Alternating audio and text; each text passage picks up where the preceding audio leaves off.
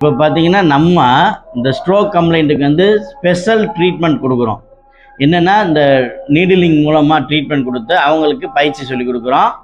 இது மாதிரி செய்யும்போது அவங்களுக்கு ஈஸியாக சரியாகுது. ஆனால் சில பேர் வந்து நம்ம பயிற்சி சொல்லி கொடுக்கும்போது நம்ம வந்து என்ன சொல்லுவோம் அப்படின்னா, பெட்டில் தான் பயிற்சி செய்யணும், அதே மாதிரி டேபிளில் தான் உட்காந்து பயிற்சி செய்யணும் அப்படின்ற மாதிரி இந்த கால் மூமெண்ட் பயிற்சி சொல்லுவோம். அப்போ என்ன பண்ணுவாங்க அப்படின்னா, அவங்க போயிட்டு ஒரு ஸ்டூல்லையோ ஒரு பிளாஸ்டிக் சேர்லையோ இல்லை பிளாஸ்டிக் ஸ்டூல்லையோ உட்காந்து பயிற்சி பண்ணுவாங்க. அப்போ நீ ஃப்ளெக்ஷன் எக்ஸ்டென்ஷன் அது மாதிரி ஒரு பிளாஸ்டிக் சேர்லையோ ஸ்டூல்லையோ உட்காந்து பண்ணும்போது அவங்க கீழே தடுமாறி விழுகிறதுக்கு வாய்ப்பு இருக்குது.